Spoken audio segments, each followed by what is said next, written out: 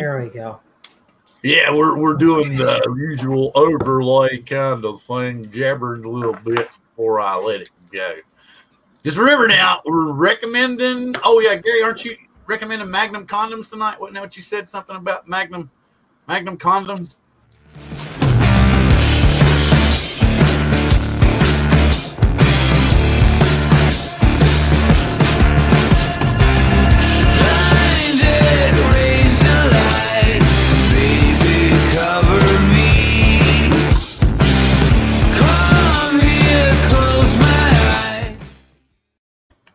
Hey, what's up, everybody? Hey, guys. Let's see. We're calling this one Drone Therapy, Season 4, Episode 30. Drone Therapy recommends. And we're going to explain to you what that means tonight, even though I don't really have what I was going to recommend but we were all kind of trying to figure it out. The guys were trying to figure it out. Basically, what this is, and from my point of view, is we're going to talk about drone technology. We love talking about drone technology. We like talking about software. We like talking about photography stuff. Ethan's really going to hook us up with the HDR stuff, hopefully sooner or later. So we want to try to do something like where all of us agree that, something in particular stands out above the rest. And we're going to recommend it that way. But of course, each one of us is going to have something that is near and dear to our heart. So we may have a segment to where, there's a special mention or something, and one of us might talk about why they think this particular object is. But we were, trying to make things recommend like a micro drone, FPV drone, or mid-grade drone, or like a beginner drone, or that kind of stuff. And if we don't have anything to deal with technology or drones, I was really going to go for broke and let everybody know that we're still normal guys. And I was actually going to recommend, let me go ahead, because I've actually had a way to do this, so I'm going to do a screen share. This is personally something that I love, and it's so hard to find at Costco. Can y'all see that? So I'm going to recommend BBGO steamed dumplings. As you can see, chicken and veggie dumplings. They can actually steam in the container in the microwave in 3 minutes or less. So, man, I just think they're great. I love these. And that's so I was going to say I recommend these steamed dumplings tonight was my recommendation. But I had the box and I was going to show you. But that was my deal. So just kind of give you an idea. So, but if anybody else has anything to say about that, but for giving a brief overview of what I was thinking it was going to be, I'm going to throw it around the room and let everybody say, hey, how their week's going. And we've got some people that are back this week with us, and we're glad to have them back. Ron's going to come in hopefully later after he gets done with his family. So first off, I'm going to throw it to, let's see, Russian roulette here. This guy. He's got everybody. I'm glad to be back. I just want to point out my name over here to John and I'm curious to see what we're going to talk about tonight. And with that, I guess I will pass it over to John Cuppi. Wait a minute, say that again. I didn't have my earplug in. I said, and with that, I will pass it over to John Cuppi. Oh, that's what I thought I could read your lips, man. I was just Thank you, sir. Well, as always, yeah, it's good to be back. The recommend stuff, definitely interesting, Bill. We're going to have a lot of fun with that for sure. Right now, I recommend this cranberry juice. It is good. But yeah, anyway, so yeah, this is going to be a good chat tonight, I think. I'm kind of interested in seeing where it all goes. It looks like we got a good crowd in the chat here tonight. And today I did some flying. I actually got a video done today for once, so that's good. And yeah, so good, having a good week. So with that, I'm going to go ahead and pass it on to Ethan.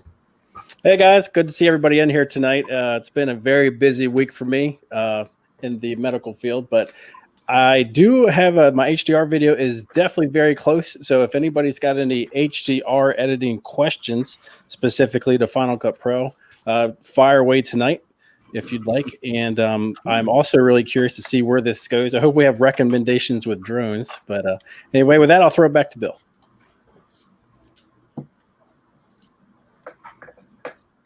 Bill? There's no audio. Oh, God. Wait. Oh, no, wait. There is. Oh, God. Bad move. Oh, okay. So let's get back into the One chat. of many. No, just kidding. What up? Let's see. I should have been looking at smaller screens today. So I'm going to go through. We got SoCal saying hi, Johnny. Johnny saying hey, SoCal. SoCal saying hey, John, Bill, Ethan, and Nemo. Yeah, we're all saying hey back. John Cuppi saying hello to everybody. Sam saying me. Wait a minute, me? Did I miss me? I probably went too far back and flew too far down. So I'm going to bounce around. Bob Casey. Yes, Nemo, John Cuppi, Ethan. Hello. Glad to have you in the house, John. I got a question. From SoCal Drone. He said he's looking to get an iPad Mini 5 for the MA2 controller. Need to know if I should get Wi-Fi only or Wi-Fi and cellular. I would say Wi-Fi only would be my personal choice, especially because you probably, you can tether that to your cell phone if you need to have any kind of unlock features. Yep. That's what mine is. But I have a 4. I didn't get a 5. So yeah, I have iPad Mini Envy now. Thank you. And if you don't, and also if you don't need to have any, if you're in those places where you don't need to unlock it, then there's no need for Wi-Fi anyway. So. Yeah, I agree. I mean, I feel like the cellular would just be a waste. Now, I actually have cellular on my iPad Mini 4 because at the time I got some bad advice from somebody saying that you needed to have the cellular because it would have something to do with being able the drone being able to come back to you if it lost its home point or something internally. And I'm like, okay, fine, I'll just get the cellular. Yeah. That was a long time ago though. So I have the cellular iPad Mini 4 and it's been useless. Yeah, as far as I know, it still has a GPS module on it that will still work without data service. Yes, it does. Sure. Yeah, that it does have. But I haven't really found any use for that. I don't know where that would really come into play. I actually had. Hello. I used it one time. I have a ZenPad 10, an older one, and an Asus, I think it's called. And we used it down in Cuba. I downloaded a Cuba map because I knew I wouldn't have service down there, but the GPS still worked just fine, and that actually helped us get around quite a lot in Cuba. Oh, okay. Okay. So not totally useless, but maybe not worth the cost depending on right a person. Like, how often are you in Cuba, right? Right. Well, exactly. hey, here's something. Ethan, what drone would you recommend to fly in Cuba? None actually. There you go. Yeah, unless you can do it, or take a cheap drone that's got a good camera. A Paradinafi would be an excellent drone to take to Cuba. You technically would have to smuggle it in there and then fly it in a way that nobody would find you, and then you'd be good to go. Other than that, I do not recommend it. Okay, so Drone Therapy does not recommend taking drones to Cuba. We all have a consensus. Yay, our first consensus. Don't take Yes. Yes, do not take drones to Cuba. Yeah, it's different countries do not play around with that kind of stuff, and you don't want to be on the bad end of that. Yeah. Anyway, yeah, that's an inside joke for anybody. Go back and watch a previous episode and you will find out. Or go look. Do you have something on your channel about it? No. Oh, wow. So this is the only place. So y'all got to go back digging through the old episodes to find out if you don't know already. Yep. Yep. Okay, so, if Gary, you had something new this week that you were playing with that you hadn't got to fly yet. So let's consider this an analog recommendation. Would you want me to recommend the one that I got, or the one that you haven't got to fly yet? That's the little HX115. That's the non HD. Doesn't have the I think is it a Cadix or a Runcam? It's got one of those split cameras. Yeah, it's one or the other. But you can record HD footage on it. But I didn't go that route. I just wanted something to rip around the backyard, and I didn't want to build it. So I'm like, screw it, I'm going to buy one. Can anybody out there please donate a full digital FPV system to Gary? Because I don't have the money, and I don't want my wife to shoot me anymore because of all the drones and stuff I bought. But we want someone to donate it to you. Someone out there, just DJI. We know you're watching right now. We know you're watching. They're always watching. We need you. Oh, yeah. They're China. They're China based. They're always watching. We Oh, need there you go. That would really encourage him to get it. donate that full digital system to. But at least they're not connected to the internet with the Yes. FPV system, Yeah. or do they have GPS in there? So That's true, or at least, well, most reasonable people believe that at the very least. I've opened it up. There's nothing in there. Oh, okay, good. Oh wow, we Good to were hear. at 22. Then Some we went to people 8. think there Everybody is left stuff all at in there. once. Yeah, there's no GPS chip in there. But is there a 5G chip in there? That's the real question. Yeah. That's a good question. I had to think about that. Different people in. Hey, Ethan, you said something about the HDR stuff on Final Cut Pro. Yeah. Wow, I'm listening. So basically, I've been learning how to edit HDR footage. So for YouTube, so when you're watching a video in YouTube, if it's HDR, it'll come through as HDR, but it's only available on mobile devices that are HDR supported through YouTube. So this is a Apple 11 Pro. So there's only like a handful of iPhones that'll do it, but there's a crap ton of Androids. Oh, let's do this. And basically, HDR will make your footage way brighter. All the colors will look better. It's actually quite a big. It's more. I think it's more of a big deal than 4K or even 6K. Really? Yeah, it just looks incredible. Like, I don't know if you've noticed, if you're not watching, Netflix or like Disney Plus or Apple TV, if you're watching any of those servers on one of your newer phones, all the movies and whatnot just look amazing because they're all playing in HDR. No, I did notice when, like, if you're watching a movie, like I've got an 11 Pro Max. Yeah. And when it, like, if I'm laying in the bed and I'm watching something and the movie will go to like a black scene, when it goes black, it's like black. It's not right. like you could still see the screen. I mean, it's like, I'm like, man, right. that's pretty cool. It goes to like black. Right. So I'm going to put something in our Facebook thing, and I'll have you watch it, and you'll see like towards the end where the fireworks goes off, it is like black. And Really? the colors are like really bright. Yeah, let me find it. I'll send it to you real quick. Okay. Yeah, and Ethan, I'm gonna have to try watching that again when it gets dark because I watched that clip that you sent me earlier, and wow, the way that just pops, that HDR just pops on my television is just unreal. It really is. It's pretty wild. I'm still behind the times over here. I'm with the iPhone 8, so I'm behind. I'm old hat. Probably gonna be stuck with his phone for another couple years, but that's okay. That's okay. And you know what I've noticed? Like, I've shared the link to a few of my friends with their Android phones because I've want to make sure it looks good across all devices because I'm editing it on a MacBook Pro, so I have that screen, and then I'm watching, checking it on the screen on my phone. I haven't. That's why I asked you to try it on your television. Yeah. And my friends with their Android devices, it looks good too. But if they open it up, like the link up in their Messenger.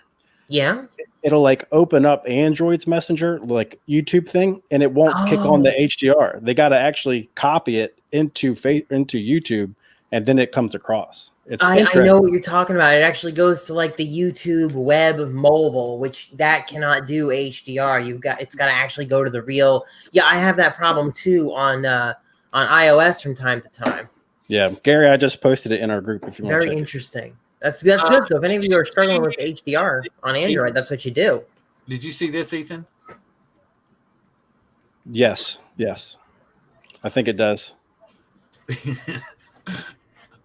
There's on my video, there will be a link in the description because YouTube's got a page that's got all the Android devices on it because they're always updating it. So, I have a new MacBook Air.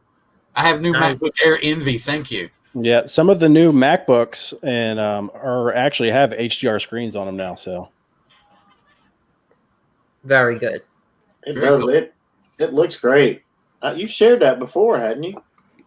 Some of it where I've still editing it and like trying to figure out what color method works the best. But let's see if this works. Which one is it? No, not that one. This one. Oh yeah, dude, it is really, you can, like, I'm sure if I were in the dark, I would just see the fireworks. Yeah. Exactly. That's like pitch black. Oh, low power mode.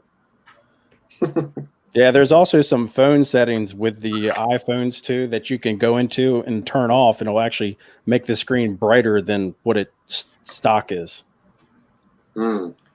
You see, I'm watching it again. I'm watching it here on my my LG monitor here, and it's still nothing compared to watch it on my TV when it has HDR. The difference is just so unbelievable. I don't know. It looks pretty good on my phone. It looks like it did when he showed it the other day. This is not fair to you guys. But this sooner or later, he's going to put it down. It's going to blow your mind. Like, not very far off. Drone pool! Cool to see. Okay, what are you going to, John, you know, what are you going to recommend? But I recommended the camera. Yeah, but that wasn't long enough. What I recommend this. I recommend acetaminophen. I actually don't recommend acetaminophen. I recommend Advil instead. Acetaminophen is hard on the liver, right, Ethan? Yes. It is. And in fact, sometimes there's people take too much of it. Yeah, it's just as bad as alcohol. Yep, absolutely. Huh. And you got 2 kidneys, you have 1 liver. So really, I recommend Advil. Yep. Yeah, if you're taking aspirin, like acetaminophen every day, think of it as like 1 pill's like a beer. That's actually true. You know, to anybody out there who is taking like 1 every day, that's a really bad thing. Wait, Yeah. A lot of people use that stuff too liberally. What's your input? We're about to get a recommends here, apparently. What? What's your input on acetaminophen? Who, me? No, you just gave yours. We know that. Oh, yeah. You're agreeing with John. So, I say, but take it if you need it. But I mean, just be aware. You know. Oh no, it's not. These are the only, the particular situation we're discussing. These are the only times that I do that. Oh, actually, we do need to say though, always ask your doctor. Don't take medical advice from a show on YouTube. That we do need to say. Oh yeah, a drone show on YouTube. Who happens to be mildly recommending things? We don't actually expect you to take it to heart. Although John Cuppi has made, my stupid ass, it took so long to realize this, because anytime you post an affiliate link, you're not costing the other person any money. Oh, and and it does benefit us. Like the StreamYard link. Anybody that wants to use StreamYard, that signs up for StreamYard, please use our link. Please start your drone show and use our link, because that'll help us. That means the more of you that sign up would mean I would get a free month here and there, maybe. But and something else they have added 1080 to their, get this, $50 a month plan. Ooh. But I mean, they said because all their stuff is cloud based. Mm-hmm. So it costs a lot to broadcast 1080, I guess. Yeah. So, no. Okay. Does it or doesn't it? Y'all are both chuckling. Is it? No, I'm not. I'm not chuckling. I was looking at the bottom of the screen going by here. Oh, yeah. It's been going by for a while. I didn't even notice that, actually. I'm just noticing that now. Has anybody in the chat seen it? Probably. I just noticed it. I did not. That's crazy. That's been there the whole time? No, probably for a while. Oh, wow. Yeah. That's funny. So, Nemo, have you ever tried the digital system yet? Oh, no. Because I fly with people that don't really. They're into it, but they're not really that much into it. They don't even have Fat Sharks yet, so they're kind of they haven't really. They're happy with what they got. So they, Fat Shark and them were like, even the Dominators, they were like, nah. Yeah. So this is like. Yeah. I mean, I came from I had the HDO 3s, and with the, with the rapid fire, which, it's not top of the line anymore, but it's still pretty damn good. And, the DJI stuff just like blows it out of the water.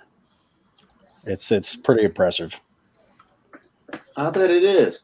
So, but yeah, what is it that just that turns you off about it? Is it something about the tech? Something about you think you're going to get a headache from using it? I'm just trying to. Well, John and I talk. We like talk about stuff, and sometimes, what I fly mostly are 5-inch quads. Like I have like 4 or 5 of them. So to upgrade everything to that would be, that's starting to be pretty expensive. Yep. Yeah. And, Oh, go ahead. I mean, I'm just saying that's primarily what I fly is 5-inch and freestyle, and just converting all of them over, or just buying one for digital.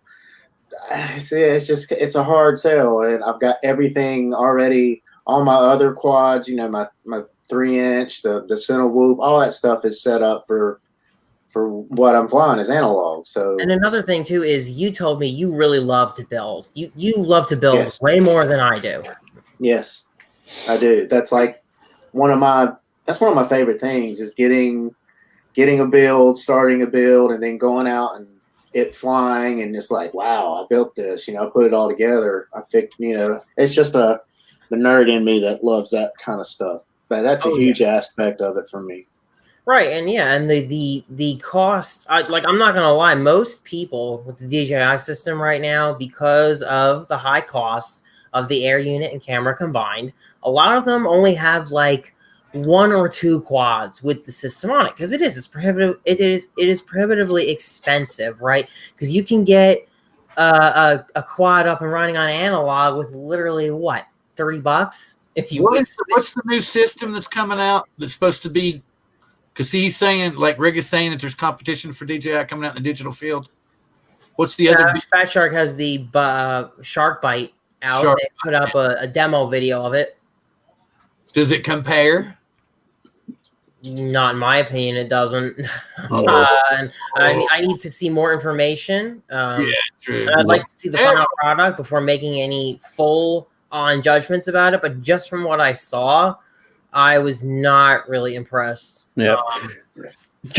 And also, I mean, not only is like the image quality just like spectacular, and the DVR is equally so, but just the convenience of how you use the system, like changing the brightness on your goggles, changing the brightness on the FPV camera.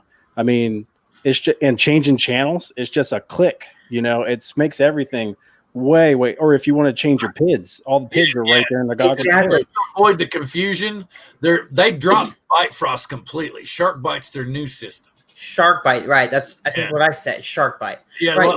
Bite Frost, and Bite Frost was what DJI slapped off the market. Just went smack. Yeah. Ethan, you make a really great point that I feel like that's an underrated feature of the DJI goggles that you don't realize you were missing until you had it. Like I was just playing with the tune on my new Marmot, and it was just awesome to be able to go through that in the goggles with the menu. I mean, all those little options that integrate with Betaflight, they're really, really handy. And, and like using the analog system where you use the sticks to get into the Betaflight OSD controller, that was always clunky. It was clunky, but I wasn't that big of a deal for changing your power setting or changing channel. But I always had a problem changing the settings on the FPV camera, like all the time. Like if I would go into somewhere it was like a super, super bright, I have to pull in that little joystick bull BS thing and try to get it right. And then next thing, if I was flying, it was like at night, I have to pull that damn thing out again and try to get it just right. It was just such a pain in the ass to use that part. I agree. And that's why, Ethan, I never change a camera. Once it goes in, I have a general setting, and that's it. I don't change my camera settings. It was too much of a pain in the ass. What's on it stays on it until literally I'm done with the drone. I could never mess with all that crap. See, I never really mess with any of the settings in the camera ever. Yeah, for the most part, I haven't had to either. I think I just maybe had bad luck because where sometimes like I'm on that Run Cam Eagle 2, like it would like be way blown out sometime, and I could never. It was so bad I couldn't even fly because I can't see anything. Well, I think that was a known issue with the Eagle 2, and it's part of why I avoided it. It did have blowout issues, right, Nemo? I think that was a known problem. The problem was that it's a Run Cam and not a Foxeer. That's true. No, I specifically remember this conversation, though, Nemo, that I was in between the Run Cam, but I was concerned because of that issue that Ethan's talking about with I think it was the Eagle, and I'm like, should I do this? But then there's the Fox ear, which doesn't have these problems, but it's got a little bit of the latency. And you were the one who told me just get the Fox ear; it's great. Yeah, but then I also had a problem with noise. Noise in the video. I've not if I watch like Steele's videos, like his DVR stuff, I never ever saw analog footage look that good ever. The man who taught Bardwell is in the house. The man who taught Bardwell. If you don't realize that already, you need to go over to Old Guy in a Drone and check out his channel. Trust me, he knows more than Bardwell ever dreamed to know it. I thought you were pointing to John. When you pointed down, you were pointing to John. I thought that's I know. He was pointing at that. I fixed it. But the whole he didn't fix it because John's like the younger version of Mitch. Mitch is a good dude. He'll understand that reference. If anyone saw Mitch's show last week about the dude thing, they'll get that. But you were on the show, right? Yeah. That's what I'm saying. If anyone saw that, they'll understand what I'm talking about. Oh, cool. Mitch is a good dude. Mitch is a good dude. Well, actually, he's laughing. Oh, hey, what? Look, it's Papa Drone. Papa Drone's in the house. Glad to have you. Canadian Drone home. Thank you very much. Glad to have you. Steve Carpenter, tell everybody to smash the like button. Thank you, sir. Let's do some camera drone recommendations. Okay, go for it. I've got 3, and these are 3 drones that I've personally flown. And I would say, number 1, if you have the money, Mavic 2 Pro is still hands down my favorite camera drone as far as the camera quality is concerned. If you're looking to go professional, that would definitely be one to get. 10-bit color is definitely something people are looking for these days in video if you're looking to do any kind of professional video work. And the photos on it are amazing. It's almost like having your DSLR camera up there. So with or without smart controller? I don't have the smart controller. For me personally, I do just fine with my new iPhone, and it keeps my package, what I got to carry around with me, small and compact. So I personally like that. If somebody were to give me a smart controller, or it was available when the combo came out, I probably would have gotten it. But I don't personally feel it's a necessity for me. But everybody. Well, as we all know, my personal early beef with DJI, I would personally thought we got screwed because we jumped on the combo right off the bat and didn't get a chance to buy the smart controller. Right. But for me personally, I don't fly with an iPad either, and I know people that they only fly with an iPad. So that's if you're one of those people, or if you have like a really awesome like Note, Galaxy Note or something, I think that'll be plenty. But my next one would be the it's a toss-up between the Mavic Air 2 and the Parrot Anafi. I still love the Anafi just because it is, right now you can get one fairly cheap, and it's got an awesome camera. It's got a crap ton of features, and it doesn't have the DJI BS on there. So you never tried it. Did you say the DJI what? BS. BS. So what was the first one that you said? That's the Mavic 2 Pro, yeah. Mavic 2 Pro. What is that? How much does that one run? Like 1,700 again. Is it? Yeah, it goes up and down. Cheapest I've seen it was like $1,450 at one time. Yeah, it went back up. So the Mavic Air 2, is that the second one? Yeah, I would say the Mavic Air 2 is probably the best bang for the buck right now. It's got a ton of features in it. And the last firmware update where they added 4x digital zoom, the zoom actually is. I can't believe how good it looks. It's surprisingly good. Did you all hear Rick Smith on Bill the Drone Reviewer's 2,000 or 10,000 subscriber show last night? He even asked DJI. He's like, because he said to him it looked like an optical zoom. And he's like, what did you do? He's like, it doesn't make any sense because there's no archives, there's no, loss of, there's no pixelation, he's like, it's like right there. And he said all they did was go, and that was it. Right now, it's like the only thing the Mavic 2 Zoom has over the Mavic Air is like your expo and the sticks and the side sensors. That's about it. It's really not worth the money right now. The zoom on the Mavic Air is that good. How to pet your pussy with John Cuppi. There you go. That's how you do it. No, we just went there. Highly recommended. Highly recommended. That was important enough to interrupt Ethan. Absolutely. Oh God, I'm sorry. I'm totally sorry. I dropped the ball, guys. That's what they're telling me. I dropped the ball. We had drone stuff going on, and I went there. I pulled the Philly drone life, and I'm sorry. Okay, it was cheap, and I went there. I'm sorry. Oh my God. Okay. No comment on that one. Yeah. SoCal is commenting on the 2x on the 4K, but I think the 4x zoom on the 1080p is actually even better looking. Yeah, that's what they were all saying last night. They were more impressed with the 1080. I mean, don't get us wrong. The 2x is really good at 4K. I mean, it's a phenomenal. The thing I would like to do is, I don't know, maybe the croppings of the photos and stuff. But they were saying something crazy last night during a show that during some of the smart modes now that the zoom was available, or another Easter egg was that if you actually would press and hold, that it would do a slow zoom and a slow fade. Yep. So that's pretty slick. And that was something that I came up with is when I said no Mavic 3 this year, and that's why they threw basically everything into the Mavic Air 2.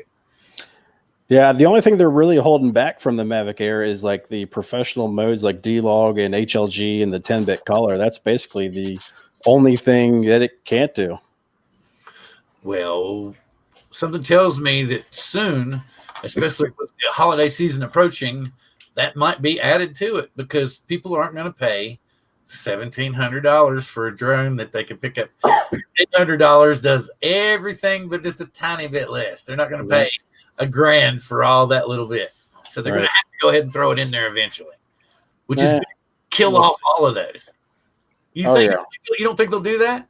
I don't know. I think they're still going to keep another tier of pro level stuff and keep it with that. And I'll be honest with you, having a mechanical aperture is a lifesaver. Yeah, it is. But here's the thing. I think what we're going to see, I think somebody mentioned the other night that Inspire was gone too. So that Phantom is gone, Inspire is gone. So we found out that the Mavic platform, the new Mavic platform, can carry a professional load because we've got. I'm really expecting, and I told them last night that I expect some kind of interchangeable lens system, but it's going to be proprietary to Hasselblad. That's what I'm expecting to see. And they're like, and then the next thing I know, here goes Rick's like, oh yeah, the interchangeable camera system that Autel picked up on is fantastic. And I'm like, yeah, I don't think that it's that great. It's cool. I think people are going to want to be able to interchange lenses more than like whole systems. I mean, if you're going to do that, wouldn't you rather put like a full 35 millimeter camera, full frame on some kind of drone rather than that? I mean, that's my opinion. I was thinking it's going to be smaller, but anyway. Yeah, I mean, if they're the Inspire class of drones, those cameras that are on those things are, really pro level stuff. They shoot RAW and everything like that. Now, if they can squeeze something like that down into like a Mavic or even like a larger Mavic, I think that's going to be the way, just because the portability, the Inspire is not very practical to travel around with. Well, and that's why I think the lens thing, especially if you've got a decent rig that you can switch out lenses and get different shots and stuff on, rather than like you can switch out between 6K and 8K with the Evo system. Which one is more beneficial, interchangeable lenses or full interchangeable rigs? I would say lenses. That's what I was. Okay. Anyway, so something else. What does anybody in the chat? The DJI foam. Check it out. Is it worth it? Is it worth it? I've been thinking about getting that for mine. Well, it's still in the plastic, but I noticed I got pretty significant light leak on mine. So, and everybody's saying you got to get the phone. You got to get the phone for $15. I hope it's worth it because Right. I'm not going to return that. It's Right. been on my face, That's a especially right lot now. of Nobody will magnums. take that back, That's a lot of magnums. huh? That's a lot of magnums. Yeah, no kidding. It's a lot of money for foam. I told Nemo, I'm like, I paid $15 for DJI foam, and he laughed at me. So I did. Because you know what? That is ridiculous. There's no way this is worth $15 US. And it should have been on the damn goggles. Why does everyone say that the DJI goggles need this foam? Like, it's almost universal. I don't know who that foam fits. They didn't come. It didn't come with foam. It did Oh. come with foam, but the stock foam doesn't. I feel it doesn't fit my face optimally. It honestly doesn't. it doesn't fit anybody's face optimally, I don't think. That's the general consensus in the groups, Nemo, is that the DJI foam, you just need to replace it. Oh, yeah. I don't even know why they designed the goggles like that, where it fits your face. It's not even remotely close to how anybody's face is. Yeah, it's strange, but supposedly this solves the problem. This solves the problem. Yeah. For $15, it better. Yeah, right. Exactly. For $15, it better solve. I want to say really quick. Yesterday was my birthday, and thank you to my family. This is what they got me the smart controller for my birthday. Mostly my wife got it for me, but my kids pitched in too. So thank you very much. Very cool. Thank you. Very cool. I got to hook it up to the Mavic 2 Pro here as soon as my sprained back gets back to normal. Hopefully tomorrow. See, I would love to have that smart controller, but I just can't justify the price of it. That's my problem. But it would be so cool, right? Because that smart controller works with the DJI FPV goggles. I mean, you can literally fly your Mavic Air 2. I'm hoping. Well, not yet, right? Hoping. See, that's what's going to suck. What if we all got that thing, man, and the next thing you know, Ethan's thinking they won't do it, but wouldn't it be wild if they just went ahead and said, all right, we're going to throw everything into the Mavic Air 2, and look here, Smart Controller 3. That would suck. That would suck. So what does the smart controller do? What makes it smart versus a regular controller? Does it do math? It's a smart profit.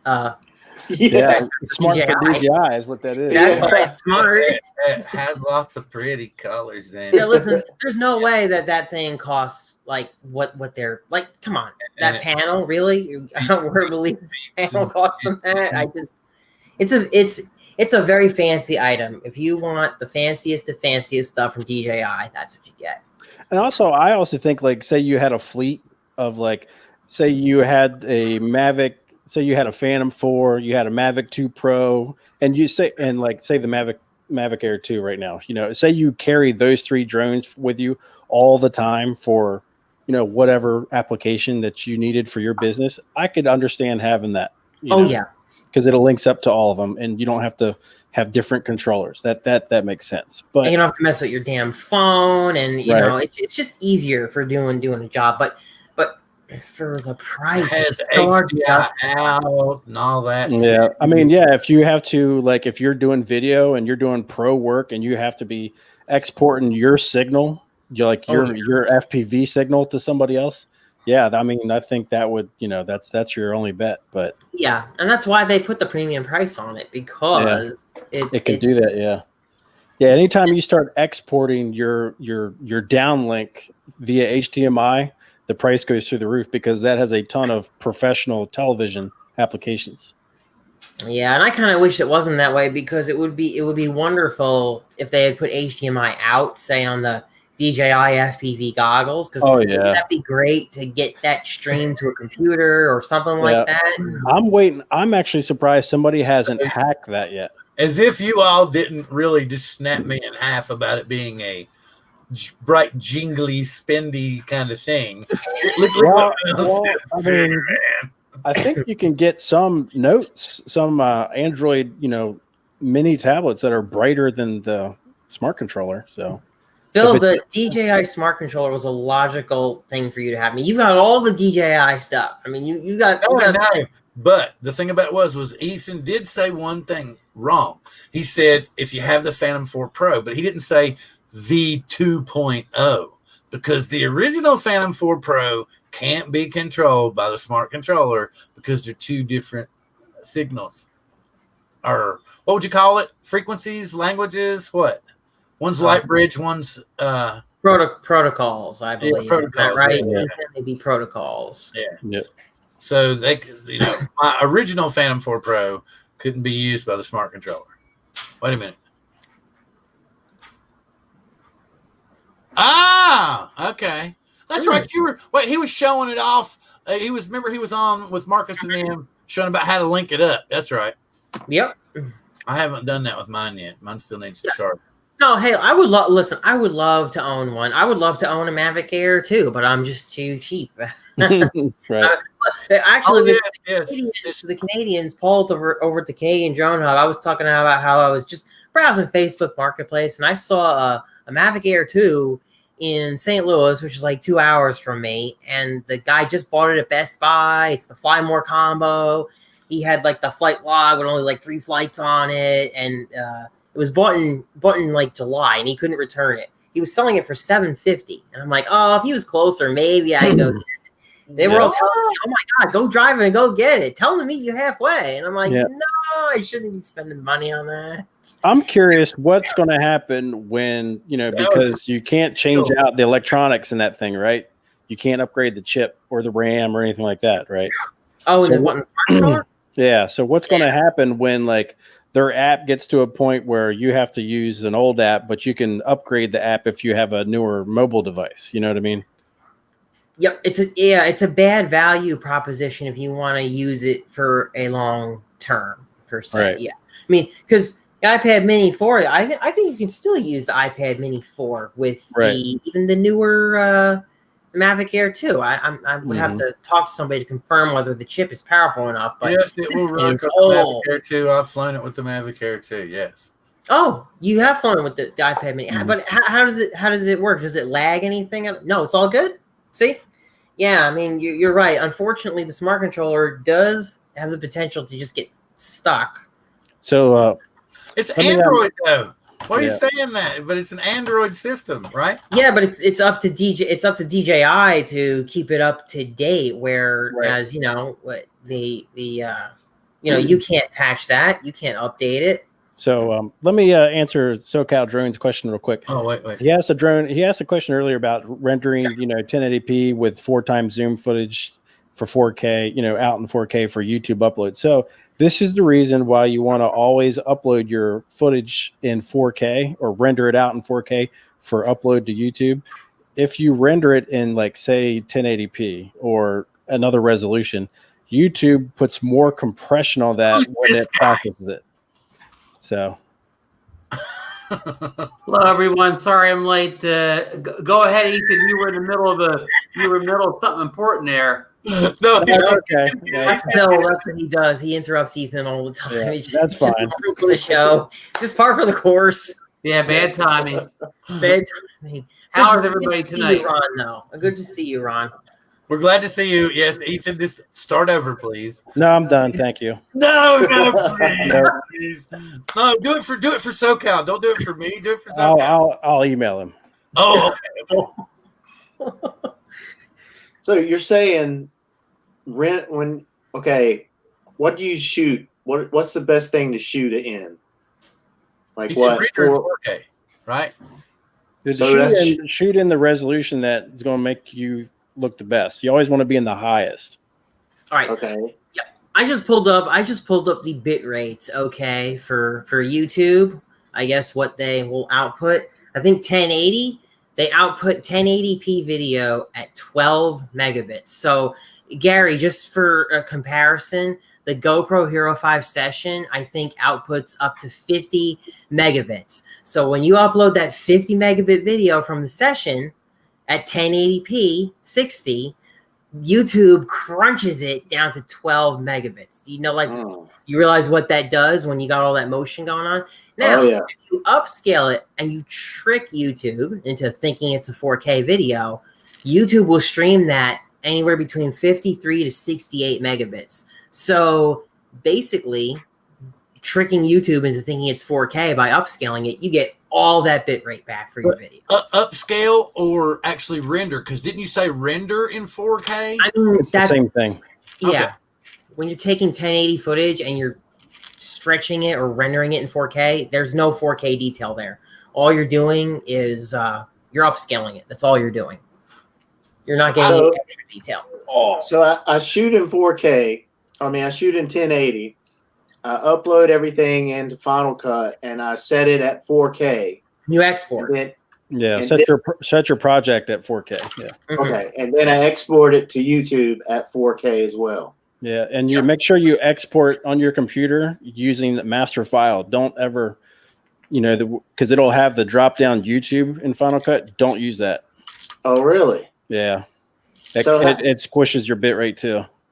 So how? Okay, see, I'm learning something. Oh, okay. So you're saying all software is like that, right? Because even HitFilm has that in there. Yeah, don't do that. Say, Adobe Premiere Pro too. You need to watch that. What I do is I don't let the software export it under a variable bit rate. I just change it to constant bit rate, and I set it to whatever. I actually use a program called Media Info, which will tell me what was the highest bit rate recorded from to the file, and whatever that is, I'll put that in there, and I'll make that the constant bit rate. I don't care about saving space or anything. I want the absolute highest quality video being uploaded to YouTube, because whatever I upload to them, they're going to crunch it. So you got to make sure you send YouTube the best of the best, and to do that, you better preserve all that bit rate. So I'm gonna burst everybody's bubble here and say that most of your audience is watching your videos on their cell phones, so none of that matters anyways. It does though. It does. It does though. He's right. Because you can see the pixelation when you're doing the fast FPV moves. I mean, even on the phone, it gets pixelated noticeably. Yeah, and his perfect example earlier was when he did the teaser to everybody here on the panel, but nobody out there in YouTube land, because he's not completely finished yet. It makes, trust me, you watch it on your phone and it pops on your phone now.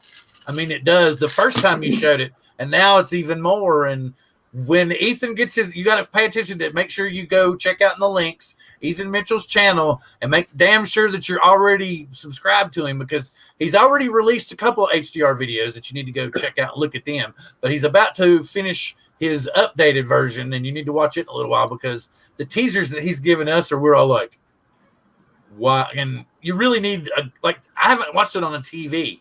And John's saying he's seen it on a big TV. So I put it on my 65-inch, the TCL. It was just bam. So you export it where? To your computer? Yeah, under master file. Okay, and then you go to YouTube and upload it that way. Right. Yep. Okay, so but what you're saying is you're going to set up your own preset. You're not going to go by whatever the program is set up for.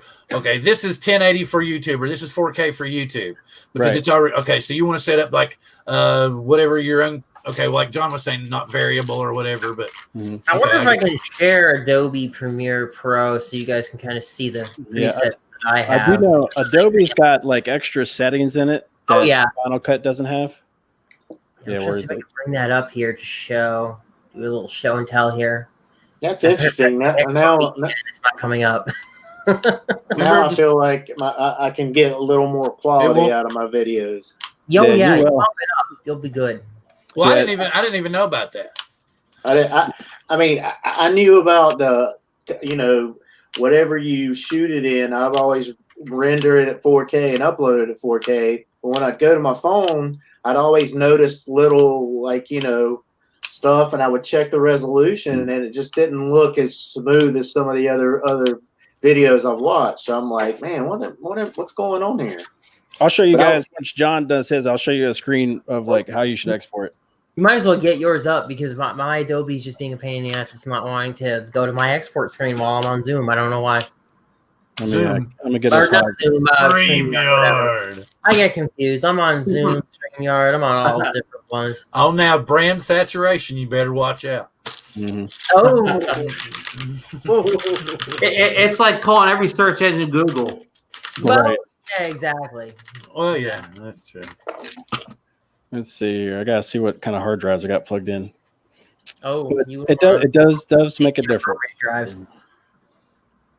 I'm just shocked that I'm on a show with Ron Brown, because every time I go to a drone show on streaming, Ron's always on them. He's like he's like famous. He streams with everybody.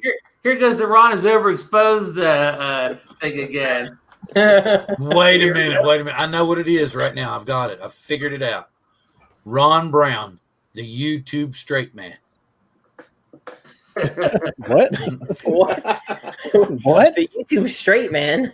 No, y'all are looking at it. I literally don't get it. Okay, think about it because okay, everybody's usually it's me being an idiot here, or us making jokes, or Philly Drone Life's cracking jokes, and Ron's kind of steering the ship back on course, keeping things straight and even keel. So he's not necessarily the jokester. He's just, don't you remember Martin and Lewis, Abbott and Costello? There was a straight guy and there was the comic guy. That's the way the comedic teams always work. So Ron fits in as the straight guy everywhere. So he's the guy any comedian can play off of. You get what I'm saying now?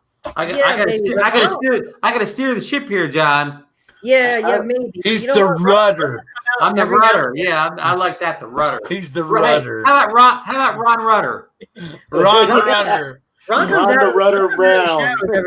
I could do something with a nickname like that.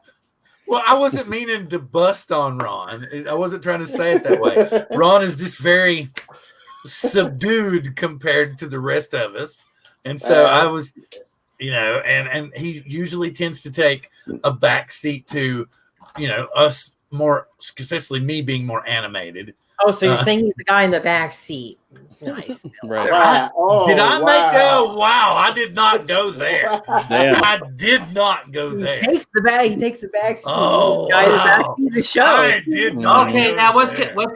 get the rudder going here. Now There we go. He steered us got down. a video up here. He's getting Right. back up. All right, stop. We're gonna learn. All right, so this We're is some recommending. this is some sample footage from the Paradanafi that I shot in log, and I was actually toying around with it, see if I could make it in HDR, which you can, surprisingly enough. But anyway, you go to under Final Cut Pro, you're going to export, and then you want to go to Master File Default. Okay. And then you're going to click that. This is where you would label your outported, like the name of it. Under settings, if you're not really concerned about too much about quality, you just want YouTube to upload it and run smooth, you're going to use H.264. If you want to get the maximum quality out of it, you're going to choose one of the ProRes options, which they're going to be much, much larger files. See, like under H.264, this is the size of it. It's 733 megabytes.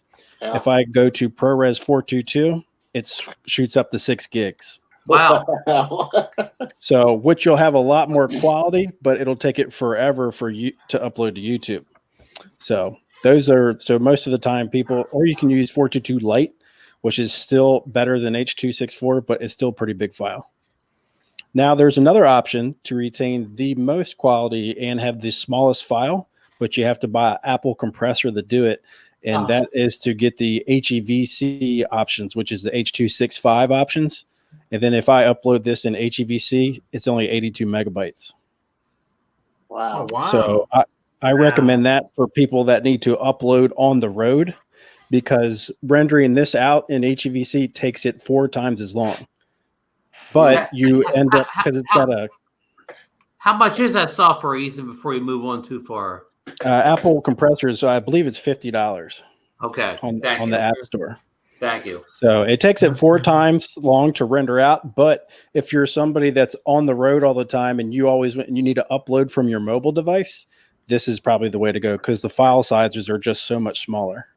I was just thinking too that, $50, okay, if you're someone who saves all of your exported stuff, that will pay for itself in time with how much you can store, so you don't have to keep buying a disk. Yeah. I mean, so I have some huge files encoded in H.264. Huge. Yeah. Needlessly. Wow. Hey, Ethan, quick question about the Final Cut export, which it's somewhat related to what we're talking about.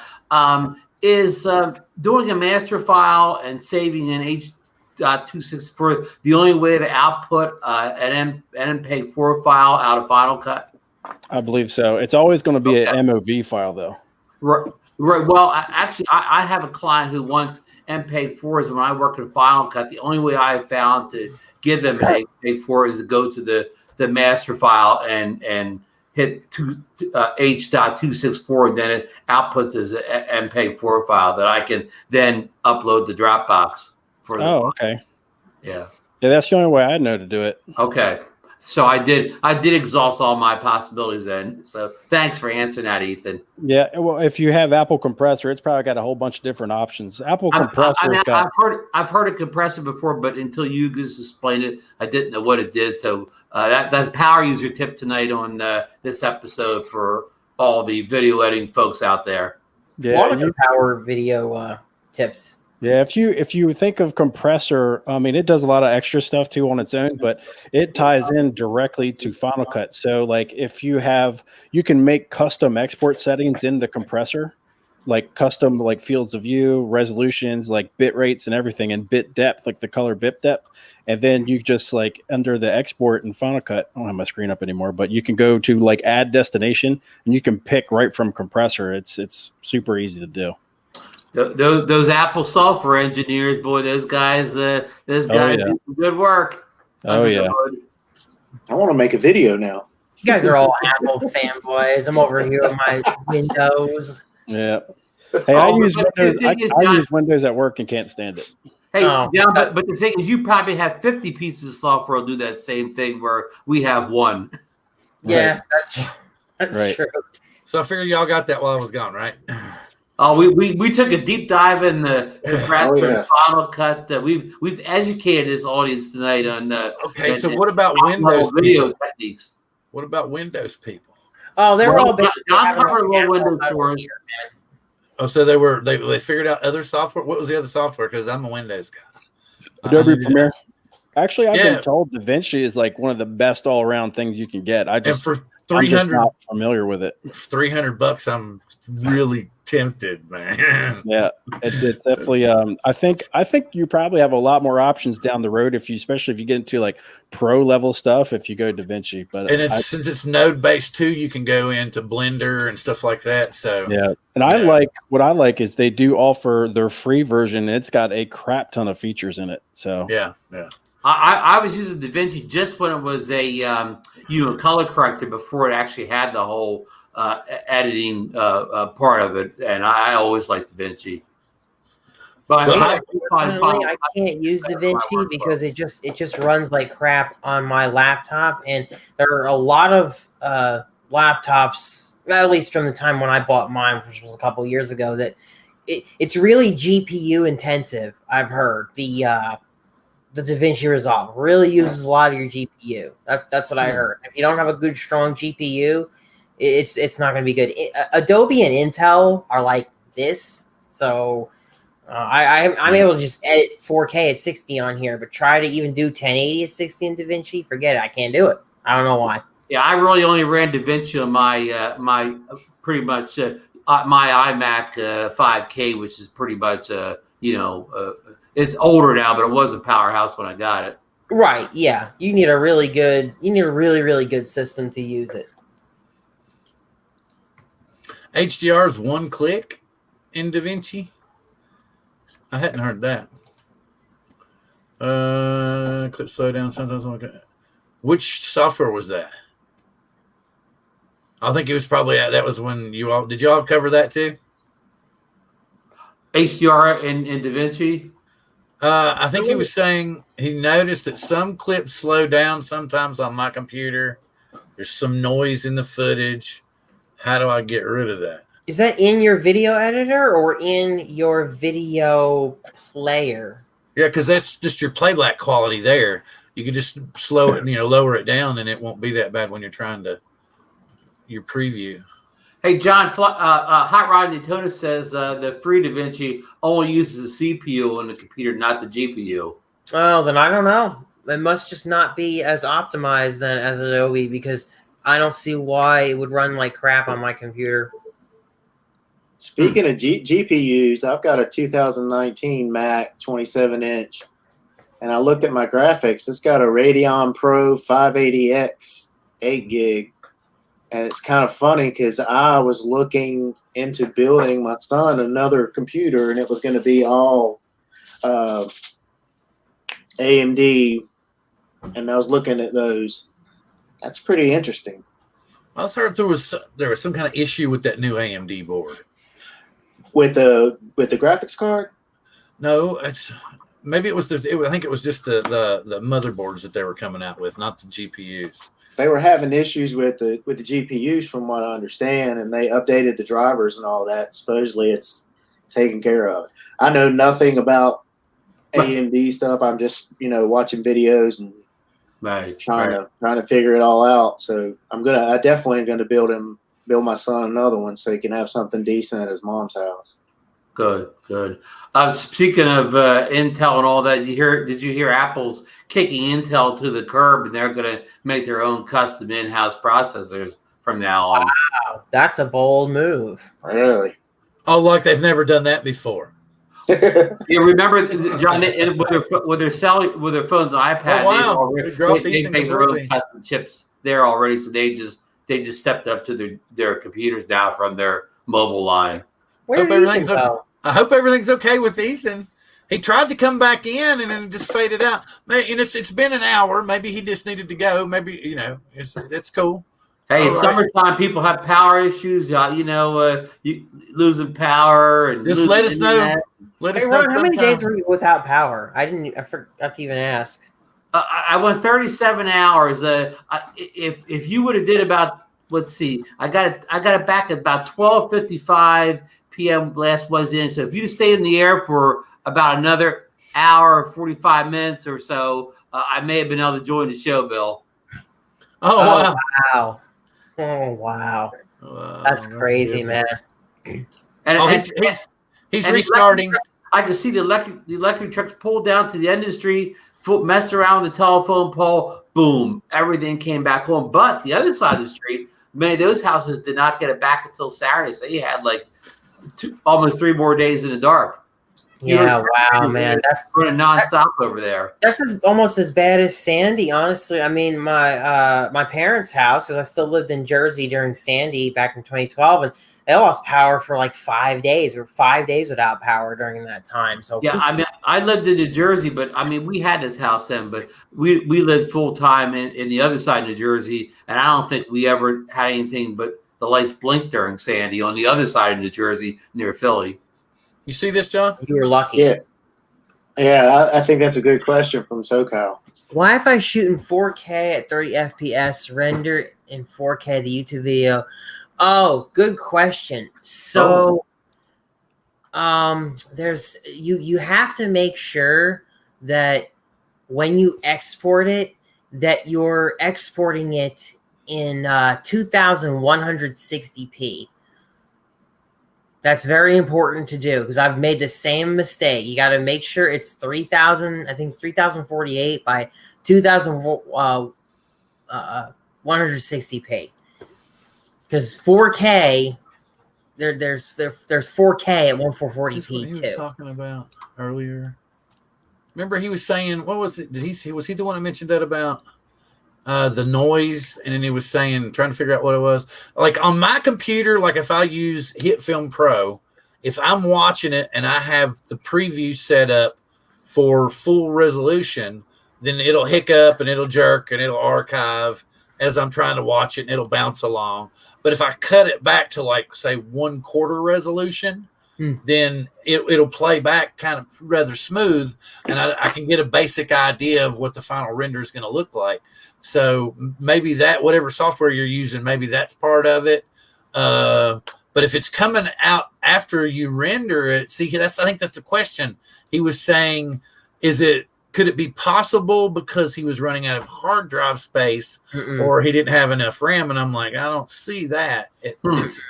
No, it's an issue during the export. You have to make absolutely sure that when you go to export your video that it is 3840 by 2160.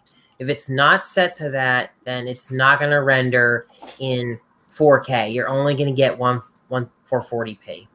So It's a rendering issue, and you Right. you can use that program called Media Info. It's free.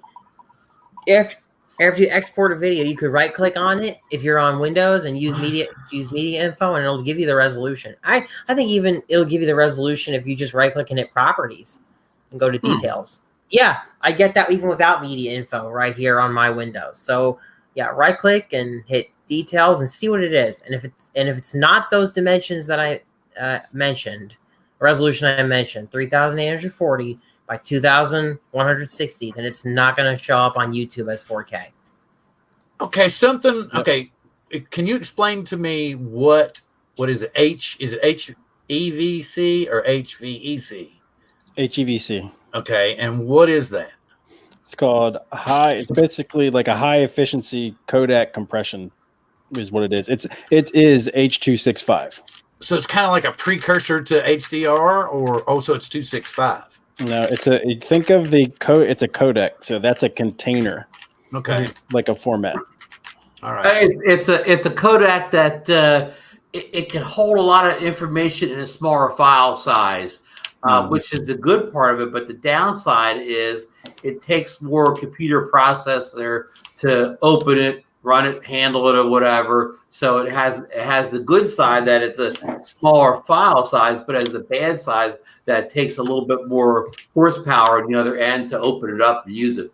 Right, and a lot of the reason for that, Ron, is because within our processors, they've got that hardware acceleration for H.264. Eventually, I'm pretty sure there already is hardware acceleration for H.265 out there. I don't want to keep sounding like the Apple guy here, but from what people tell me, the H.260.265 works better generally on Macs than it does on Windows computers. Yeah. Probably the newer ones that have the reason John just said. Yeah, the newer, basically, if you're looking to get a new Apple, look for the Apple that's got the T2 chip, and that's supposed to run flawlessly with H.265. Okay. Yeah. Eventually, everyone will just be using H.265 once all the once the processors catch up and going to accelerate it. That's really the main problem. I think YouTube has already made the shift, because I've heard a lot of people say that their footage, when they upload it up in H.265, runs smoother and it processes faster. I've definitely noticed that with the HDR stuff. The HDR stuff processes like really fast versus if I upload in ProRes. It's definitely better codec. It's newer. It's more modern. It's high efficiency. It runs better. It does everything better. Have any of y'all heard of this? Yes, I have. Yes, I have. Is anybody using it? No. So there's I'm either the idiot or the smart. You're asking a bunch of Apple guys too, so I mean, I think if you had a PC, you probably use that. Yeah, they have it for they do have it for Apple, right? Or no? Yeah, probably.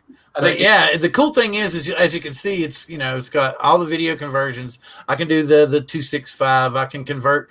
But what makes no sense to me is that how this is saying it claims to be able to convert to HDR video. I do like how it has the GIF,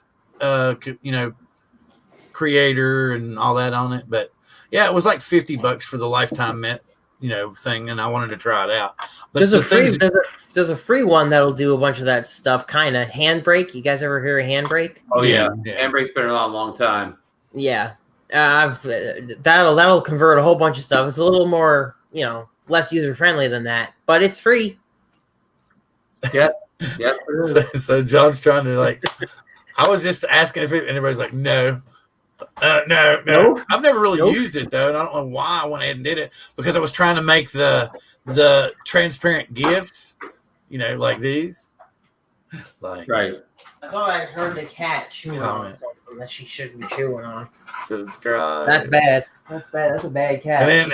But then I have to go back to this one. Let's see what this one or this one. Oh, look at that! Oh, wow. There you go. Analog FPV. Analog FPV. Wait! I still have it. It's still there. There we go. Yeah, here with that old. There we go. Wait. I think I can do it. Wait. Y'all ready? Yeah, I think I can do it. Let me see. Oh yeah. One day, Yes. one day you'll be a convert, Nemo. One day you'll see the light. Right. Never. No. One day you will see the light and you will go the way of DJI because that's the future. It's the future. I know, right? Okay. Now wait. Now this is a joke. Please understand, this is a joke. No, All I'm right. completely serious. This is Throw a joke. your Wait. trash in the garbage. Watch Gary's name. Watch Gary's name closely. You can change it back though. You can change it back. No, you can't. Yes, he can. He can No. change it back.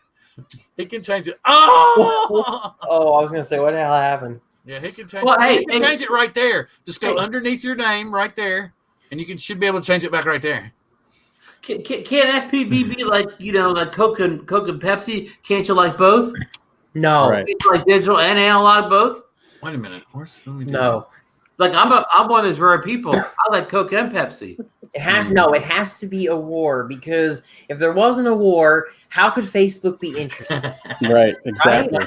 Where would there be the fun in the hobby if we didn't all have Right. something to fight over, that. something to divide us, right? And what we talk about on Facebook, we gotta have something. Oh, dude, that's the thing. When the orcas were coming out, everybody's like, "Oh God, Fat Shark's done. They're over." Blah blah blah.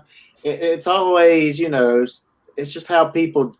And I don't know if it's other hobbies, but this hobby, it's always been that way. Somebody comes out with something new, it's always whatever, like Fat Shark Killer. Exactly. Yep. Killer. It's like, gosh. Mavic 2 killer. Cash money. Yes, exactly. She's seriously trying to get the phone. She wants it. That's funny. Yeah, It's bad.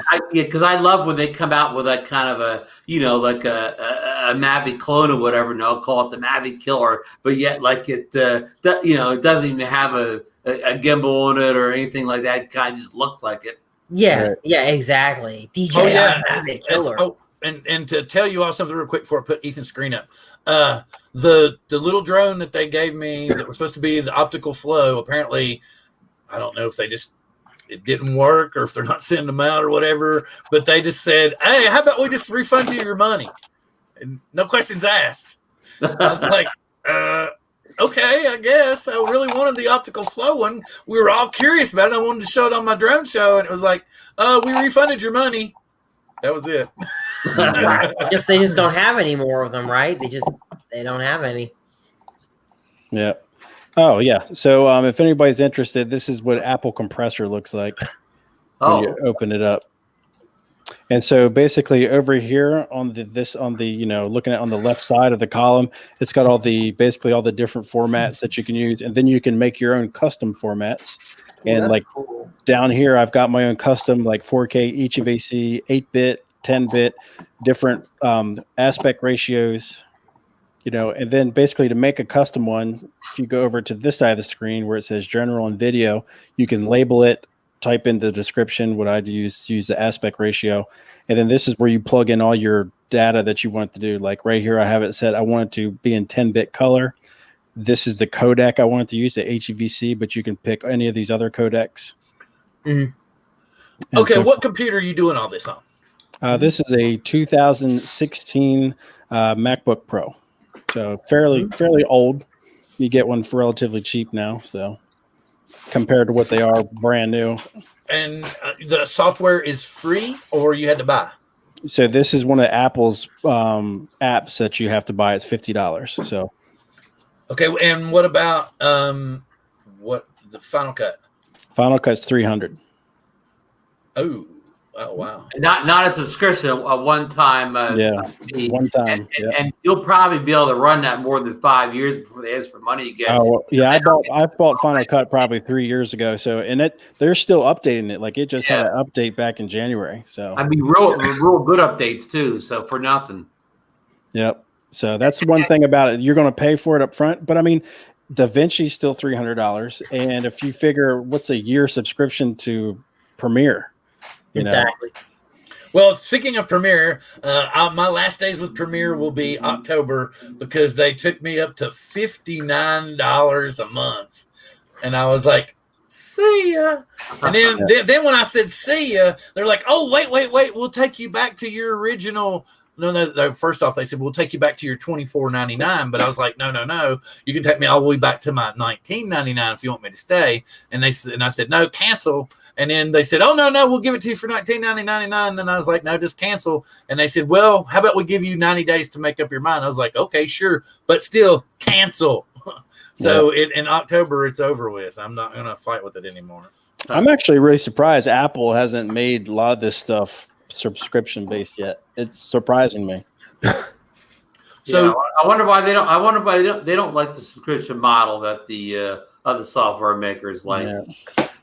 Yeah, like anybody and if anybody's interested in going like balls deep into HDR, Dolby Vision is apparently where it's at, but that requires a special license. I believe it only works with the DaVinci Resolve. Yeah, and Hot Rod Daytona mentions that he does some 12-bit stuff, and that's Dolby Vision's in 12-bit too.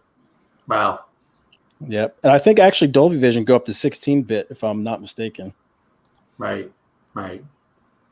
But that's some pretty. Oh yeah. Because if you were the one that put up the videos about them launching the drone to Mars, right? Me? No, Hot Rod. I think. Yeah. Wasn't it Hot Rod? So. I think so.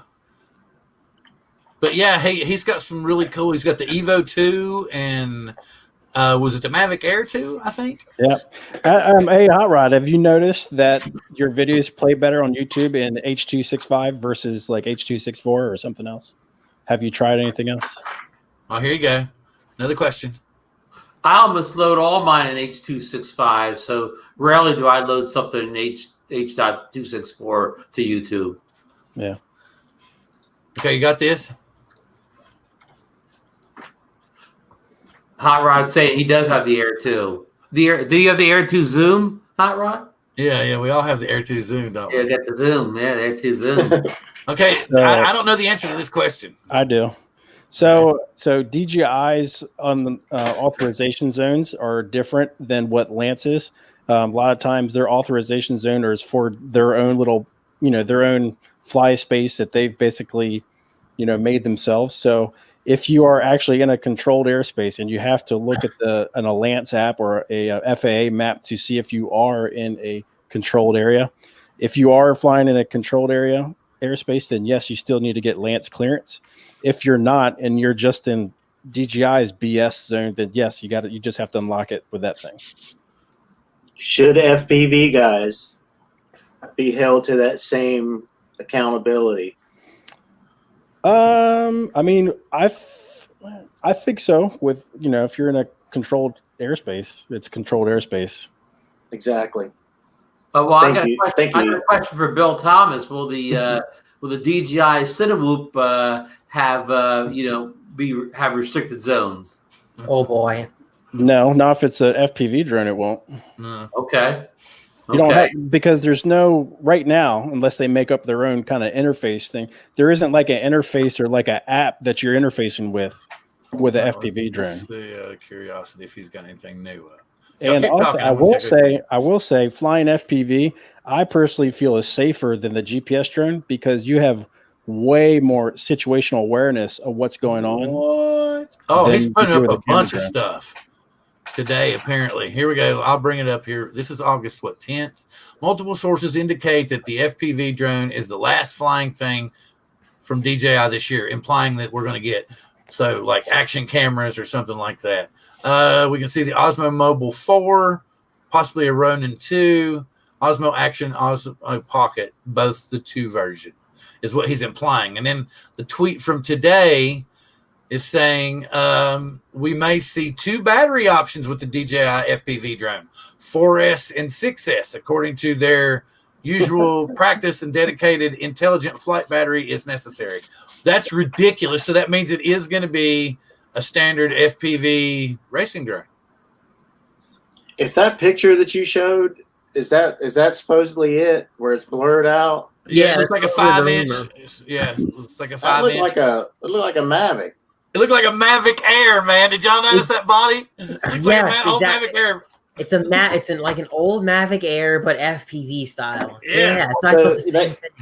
Yeah, they had a bunch of shells laying around. It's like, screw it. Let's throw some FPV stuff in there. Well, guys, remember they don't want anybody to know their work on this, and then maybe they hid it in this, air body, whatever. That's kind of a disguise. No, man, no. But the thing about it is they're trying to build a beater quad, so they think they're going to convince the camera people to fly this drone.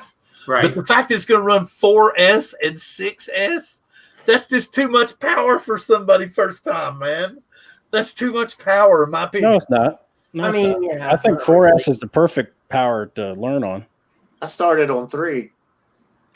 Some people here are still on 4S, and it's not bad. I actually don't know that much. I don't. I mean, I actually still prefer 4S just because of the convenience. But Yeah, I mean, look, 4S. But you heard the other part. That. That he said it was going to be proprietary.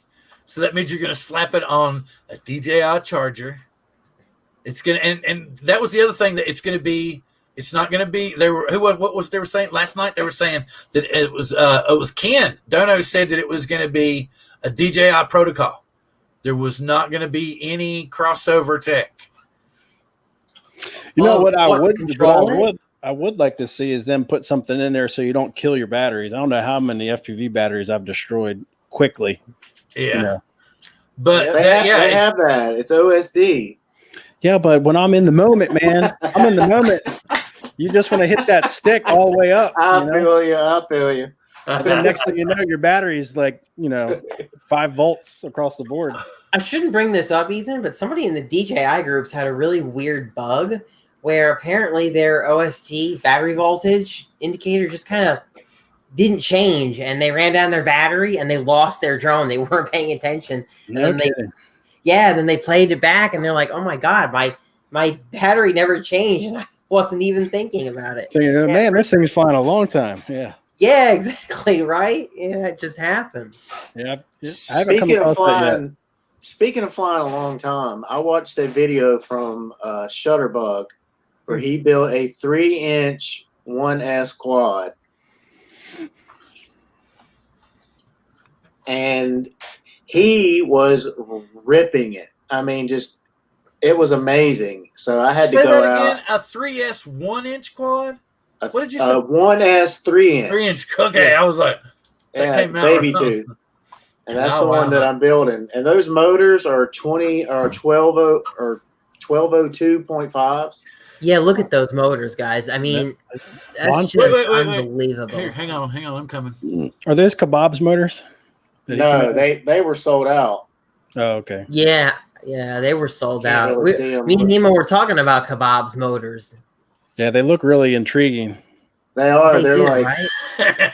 That's a unique. I definitely want to see how that build goes, man. I mean, 1S 3-inch, and they're so light, and the flight time he was getting, it was amazing. I mean, there's a video. Go check out Shutterbug and look at his 3-inch 1S build, and I mean, if that don't make you want to build one of them, I mean, I don't know what will, because he just is going off.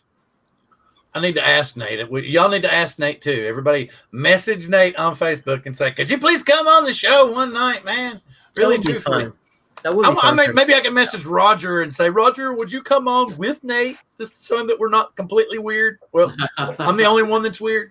Nemo, just so you realize, like, Bill is literally right in Shutterbug's backyard. Shutterbug is a Seattle FPV guy, and he's at all the Whoop stuff there. So, I mean, the guy is literally right near Bill. Shutterbug is a member. Well, I take that back. Nate is actually a member of Coast to Coast Drones. You should. He can teach you how to fly for sure. Well, I know that, but I was thinking it would be a lot cooler if we could talk Nate into coming on the show, especially for you three. Me and Ron are kind of, and Ron, we're gonna have to give in to this FPV boot camp because the guys are serious about it. They were, I mean, that's all I've heard in the background through various, other personal messages other than our normal weekly drone therapy chat. So we've got to go ahead and commit to these gentlemen about trying to learn FPV because I'm great. Brown. to the digital FPV system. So that Ron's okay. That's Ron's bringing that to the table, Gary. He's saying he will re-enter boot camp if you will go digital.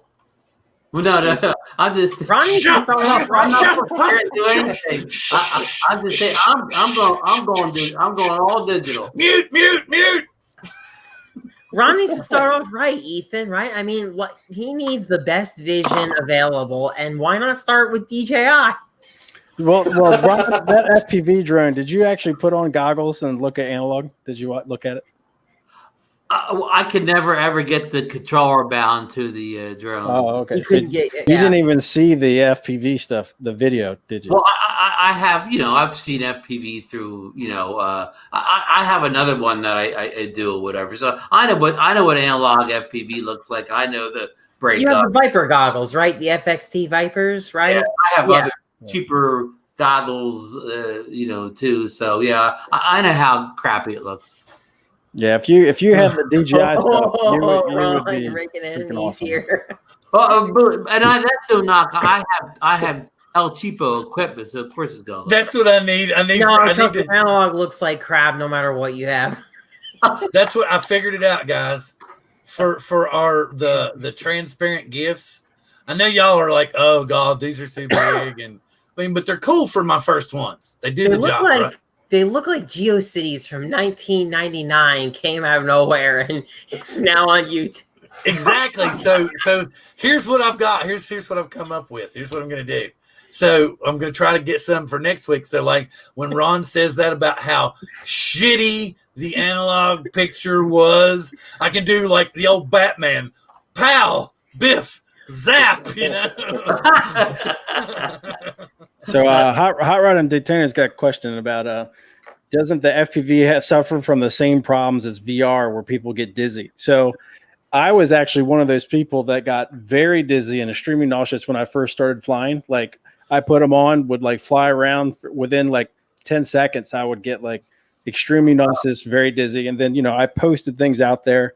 Is there anything I can do? And almost everybody said, just keep at it. You'll get used to it. So, which I did. So took a little bit, but I did get used to it. I'm cool as long as I'm sitting down. It's only when I'm standing up. Yeah, that's what I was going to say. Were you standing up when you were flying? Yeah, Ethan?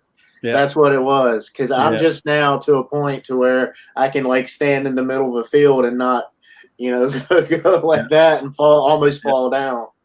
I will say if I do a forward flip, like a front flip, like I'm going over tumbling that way, I still get a little, and I got to catch myself, Oh, yeah. Yeah, you feel yourself moving to dodge what you're doing, or you move with the thing, and it's just the natural instinct. Yeah, you get over it, though. But I would definitely say start out sitting down or leaning against something. Yeah. I lean against something most of the time, but I still stand every once in a while. Here's the simplest question I get. Ron, did you or do you now or at any time in your life were you ever a fan of roller coasters? I rode them as a kid. I would say I probably haven't been on a roller coaster since I was 30. Did you enjoy them when you were younger? Had a great thrill on them? They were okay. They were okay. They weren't my favorite ride. Then maybe FPV wouldn't be for you. But for people like me who you get a rush out of like riding roller coasters and flipping and turning and stuff like that, then FPV is perfect for you. My issue is like Ethan's. I need to spend more time actually doing it until I get used to it because I would get, the more I did it with the one that I gave to my son, the less it bothered me. I could actually sit and fly around myself and, that was okay. But it's been 2 years since I've tried, so who knows what it would be like now. Yeah, and when I first started out as well, I had motion sickness, and half of that was because the box goggles at the time I was using were really crappy. The Hobby King Quantum V1 or V2. Wow, that's impressive. You remember the name. Yeah. Were those the styrofoam ones? Was that the styrofoam ones, John? Yes, the styrofoam with the neoprene. I have a funny story about that. Yes. Oh, You have a story. There was a guy that we used to fly with. I mean, he would go out. He didn't care.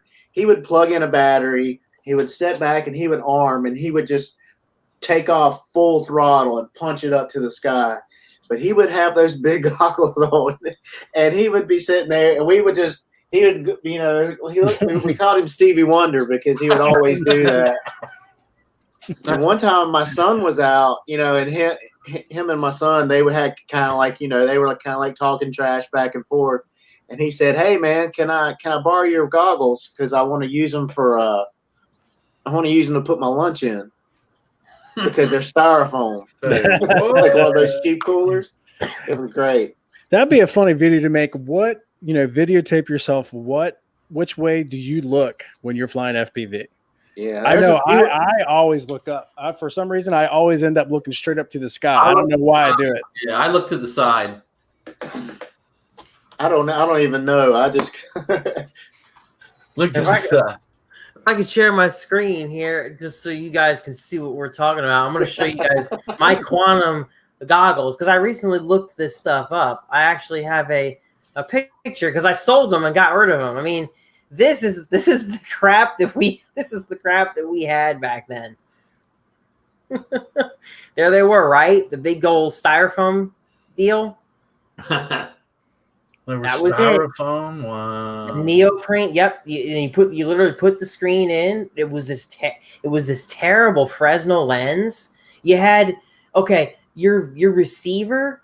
This receiver would go in the side freaking pocket of your battery went on this side. Your receiver went on this side.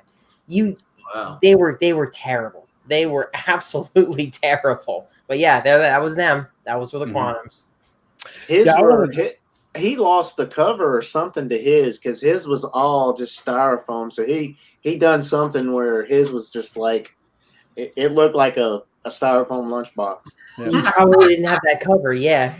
I want to address. So Hot Rod and Daytonia's talk about the fast moving and like flashing light stuff, how it can cause epileptic seizures and whatnot. Yes, if you have a problem, if you're one of those people that you're have sensitive to that, that's definitely to watch out for. But I will point out the one thing that I've noticed between FPV versus VR, because I've got a lot of VR stuff too.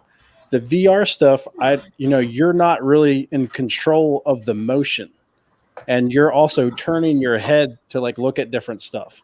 So, but in FPV, your head is pretty much stationary and you're physically controlling where you're going.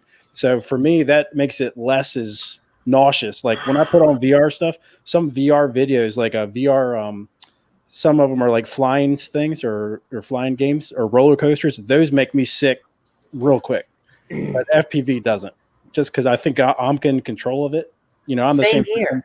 I get sick if I sit in the back of a car and I'm not like, if I'm trying to read something in the back of a car, I get sick. Yep. Yeah, because you don't know what's going to happen. You're not all right, I'm getting ready to turn, so I'll lean this way instead of going through the turn and going the opposite way. It's right. You're used to being in control. That's part of fun of driving a car, man. You didn't know it was going right. You didn't know it was going left. The FPV, I think that's probably also why I got used to it so quick, is because like you're in control. Yep. Yeah. Cool. Hey, I got something for Bill Thomas. Hate to change the subject, but he's the only one I know that still likes the Tello.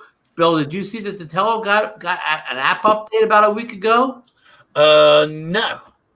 Huh. Maybe it was only iOS, but about a week ago, the Tello got an update. I haven't flown it yet or done the update yet, but I saw it on my phone. You just had to do that, didn't you, Ron? So now I'm like, okay, it's got me curious now. So you're the Tello man. You're the man that loves the Tello more than any. I am.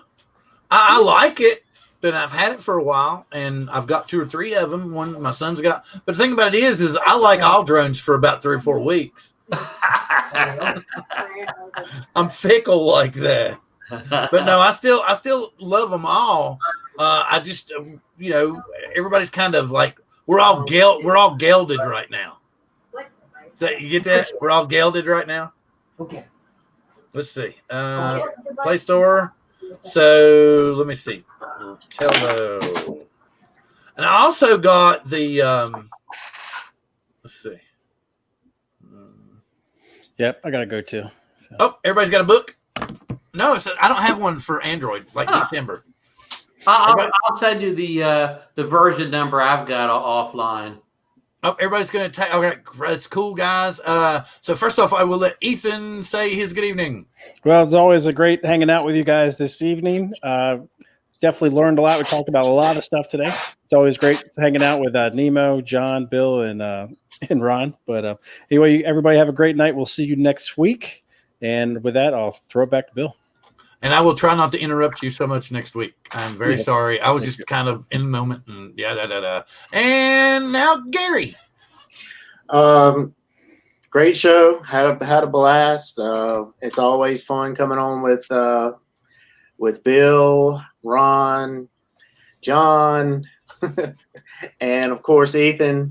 I learned a little bit how to get a little extra quality out of my videos, so I'm ready to go make one now. But it was a great time as always. We'll see you guys next week for sure. Very cool, very cool. And you, do y'all guys want to take off too? It's cool with me. We're good to go but I think we're down to 14 now. We got some hanging out and but we're going to be back next week with something. Anybody got any ideas what we're going to do next week? FPV. FPV. Okay. What FPV digital? DJI FPV. Oh, wait. Okay. All right. Wait. We're going to do. Watch them. They both just took off. We could do verses next week, and me and Ron could be the referees. We could have Nemo defending analog, and John and Ethan defending digital. And Ron, you and I would be the judges, and if we couldn't agree, it would be up to the chat to see who won. The ultimate tiebreaker. Yeah, so it would be up to the chat. So we'll let Gary talk about the finer points and why he'll never leave analog, and we'll let John and Ethan talk about why DJI Digital is the future and all must succumb. And then you and I will decide. Well, what do y'all think? We'll call it analog versus digital. It could get nasty. That will not get nasty. Ron's right. How can it get? It could get nasty in the chat. Won't get nasty in here because it gets nasty on Facebook over it, dude. I can't believe how mad people get over that subject in the groups. Oh my goodness! I just side note. Well, see, that's the whole. So we set it up that way. So we'll tell Ron. Okay, so right here and now, Ron, you're going to pick digital, and I'm going to pick analog. And that way we can blame it on the chat. Okay. What's John? Sounds good. It's just Well, you think it would be? So you're thinking it would be clickbait and we'll get in trouble for it? That's why I'm asking for a show idea, guys. Get in trouble with who? I don't know. Clickbait, calling digital versus FPV. Maybe. They're called clickbait, and all these people show up. Okay, we're here representing analog. We're here representing digital, and we're like, okay, well, y'all are going to decide who wins the night, and then they're going to be like, what? Oh, I was actually going to ask Ron something about FPV. Okay, Ron.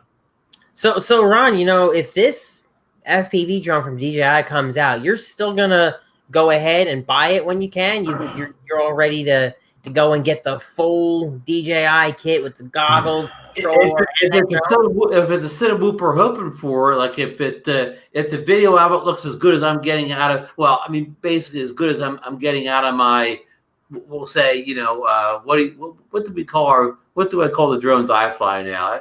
Non-FPV drones. If I can get that quality where I could almost mix the footage between like a Mavic and this drone, I could see situations where I would take a lot of say B-roll or whatever with the Mavic Air 2, and then I get in close with this cinema and edit it all together like it looks like it's just one continuous story.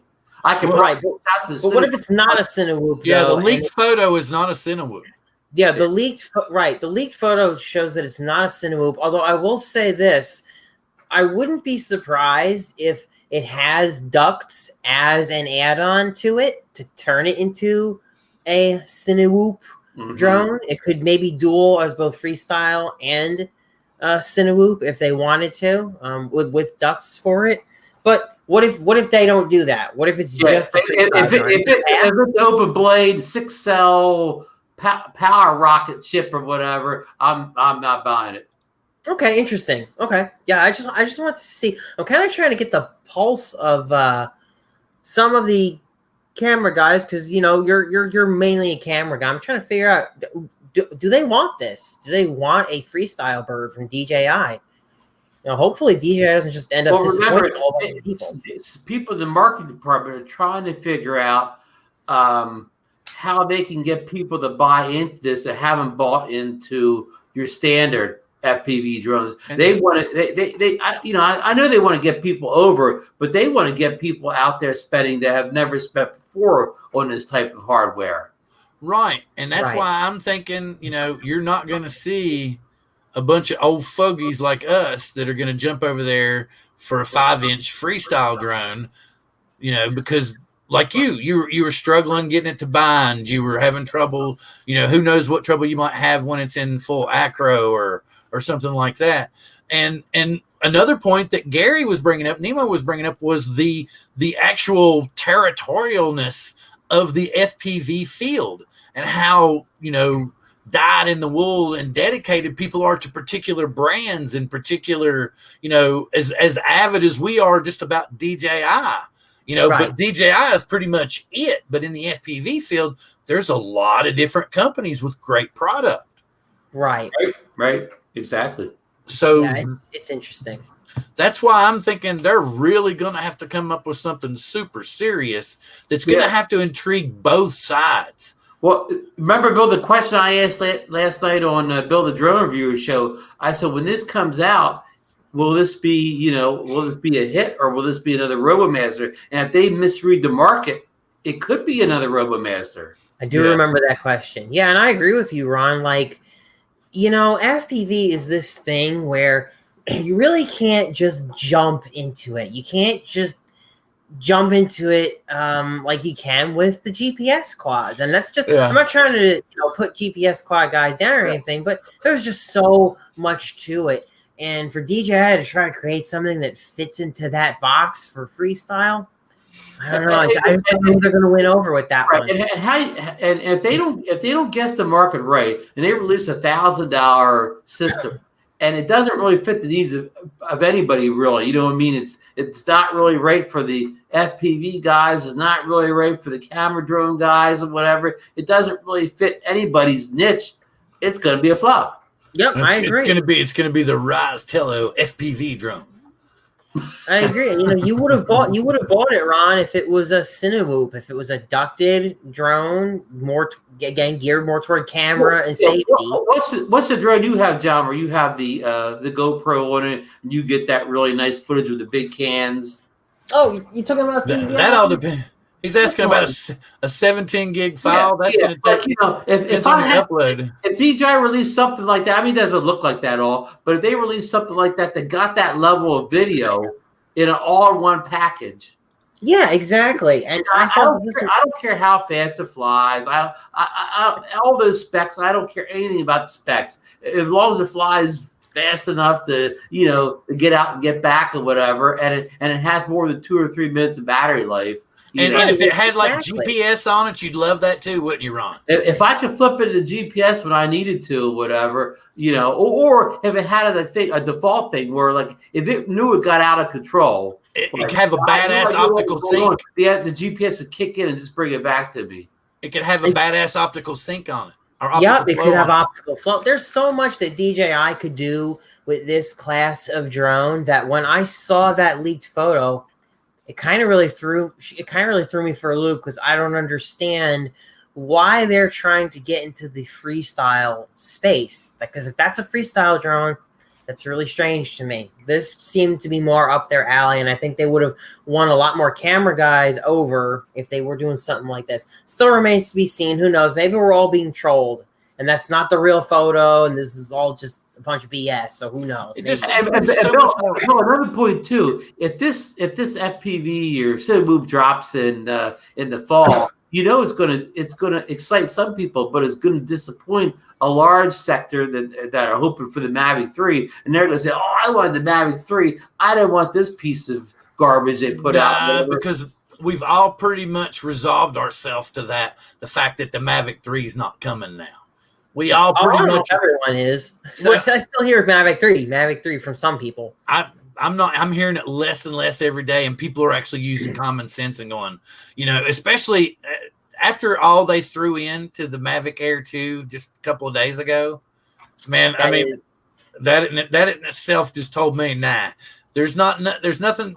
The only thing, like Osita said when I was reading that off, is that there's going to be some other, might be one more flying thing. It's not going to be Mavic 3 simply because, like that's perfect. Rick Smith brought it up. What can we have in the Mavic 3 that we don't have now? And my answer was the interchangeable lenses are the only thing that's going to really grab a hold of people, and I can't see anything else because we've already got this unbelievable digital zoom on the Mavic Air 2. So what do we need? I remember Altel took their best shot, with the Evo 2 and the Evo 2 Pro, and it wasn't good enough. Yep. Well, and that was where he was talking. It was like I was bringing up with Ethan earlier. Rick was saying he thought that interchangeable camera rig was, and I'm like, no. To me, that seems like a little bit of a waste, changing out rigs as opposed to just lenses. I mean, sure, if you're really going to do a pro job, then switching out the rig for a 6 or an 8K, if you've got that kind of software to handle all that, would make sense. But, that's like movie-in type production, I would think. So the 4K interchangeable lenses are, to me, especially, with, variables and all that stuff. So that's what I would think. And I just don't see that coming. I think it's going to be like a Hasselblad system. It's going to be interchangeable lenses within a Hasselblad system, probably to begin with, only 2 lenses, like maybe a wide angle lens and a standard lens. So I don't. I'm saying that swapping cameras is so that when the newer 100 MB cameras come out. I'm tired. Oh my God. Don't even pay attention to me what I just said. Wait a minute. What? Next week? The main next week's show should be C2C main reporter Ron Brown flies his Tiny Hawk analog drone to see if it's worth it in 2020 as DJI is entering the digital FPV market by storm. Oh boy. I love that bullshit. That's really good bullshit. The Tiny Hawk went back to Amazon since I couldn't pair it with the transmitter. It's no longer in the house, so Ron's going digital. Ron won't be buying any more analog drones ever. We hope he's not going analog. He's going all digital. Yeah, well, depends because if it's like a 5-inch, and honestly, because it looked like somebody who knew what they were doing had been flying that drone, and that poor little drone had been beat to death. I mean, it had been beat to death. So that's telling me that either this new protocol that DJI has come up with is not working really well, or there's just something not right there. Whether it be the proprietary batteries or something, or they just DJI said, put it through the worst possible stuff you could. And something just popped into my head. What if it's a waterproof FPV drone? Wow, that's interesting. Yeah, that would be interesting. And that's why they beat it up so bad, because it's literally been through waterfalls and everything else. Could be. And let me throw another thing in. If they release that darn thing in December, when my weather goes downhill, I probably won't buy it until the spring because I'll only be able to fly it once a month anyways. I'll just wait until spring and get it. So when did the Mini come out in October? They announced it, but it didn't arrive to us until like kind of almost mid-November, so I only had like about a month with it. My weather went south. Yeah, but I was just trying to remember when they told it was announced, I'm going to say, at the very end of October, and it shipped 2 weeks later. But we knew about it pretty much in, like, say, middle of September, right? And we were just waiting. Yeah, I mean the leaks were bad. We knew, again, we all knew it was true because when you see that, you could tell when the leaks are coming from DJI. Bill, you and I talked about this before. We know when the leaks come from DJI, so we know it's what's. See, coming. that's why we know that, because Osita is DJI. Come on, it's been too many years in a row that we don't know that it's DJI, and it's this brilliant marketing scheme to leak all the crap out, because that's where we all get the info from. I mean, like, look at Drone DJ, look at, hey, they all go there, they all pull their information from there, and he's getting better. So if he wasn't at one time, he is now, because I mean, it's the perfect way to get people interested. It's the perfect way to get people wanting it. I mean, they had everybody drooling over the Mini, and then they dropped the Mavic. They knew they were going to do the Mavic Air 2, but they dropped the Mini anyway, and we all bought it. And like you said, none of us fly it anymore since we've gotten the Air 2. Right. Right. I don't even fly it when I'm doing some kind of a review update or something like that. I don't fly just for my own pleasure, and it's not a bad drone at all. I'm not. No, it's not. It's not at all. Yeah. It's just the darn Air 2 is so good that it's almost. You almost don't want to pull anything out. I mean, DJI's problem is they made too good of a product here, and they even made it much better than this past week. They again, I said the other night, they turned it into the Mavic Air 2 Pro or whatever with this most recent. Yeah, exactly. And it's like and pretty much annihilated the zoom. I don't see what you would really need the zoom for. Yeah, I know you heard people tonight say, "Oh yeah, but it doesn't have all these opticals and so on." And yeah, for a niche, a special case person that needs all those stops of opticals. Well, you compare what $799 to $1,350. Exactly. And they don't compare when you do that. And you heard what Billy said. Billy contacted DJI about the on 4K when you can zoom in once it looks so good, and they asked how they do it. And they said, well, because we have this quad bear processor and the 48 megapixels, that's how we're able to go in that one almost kind of a lossless 1x zoom in. Yeah, I guess. But anyway, we've been jabbering for a while, and I know everybody's tired. We got about 10 and I've got frozen yogurt down in the freezer from the boardwalk, so and I need to take more. I have things to attend to. I just dropped my SEMA review, the SEMA X500 review. Oh, the same one Brian has? Same one Brian has, yep. Now, you didn't cross the ground like Brian, did you? What? You didn't abuse it like Brian did. No. Wait. So here we'll do this. No drone was hurt in the making of this video. No, I took care of it. I didn't stomp it on the ground or any of that fun stuff. Right. So, I always had that love for SEMA because the X5 was my first. Wait a minute, for the 10 people that are still, I got the link. Hey, I asked Brian this question. He either never got back to me. I just missed the answer. Has SEMA ever made, have they ever hit a home run with a GPS drone? Because they make great little toy drones that fly almost better than almost anybody else's toy drones. But have they ever knocked it out of the park with a GPS drone yet?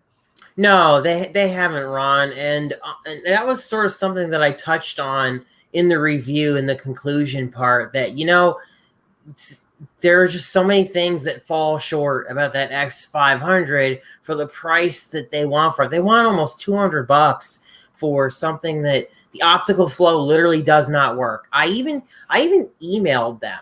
I gave them the opportunity to try to tell me if there was something that I was doing wrong to make the optical flow work. And they told me, just read the manual, read manual page 9. And I'm like, really? I'm like, you don't think that I know how to read the manual? So optical flow on that thing just flat out doesn't work. The max distance, they advertise you get 350 meters.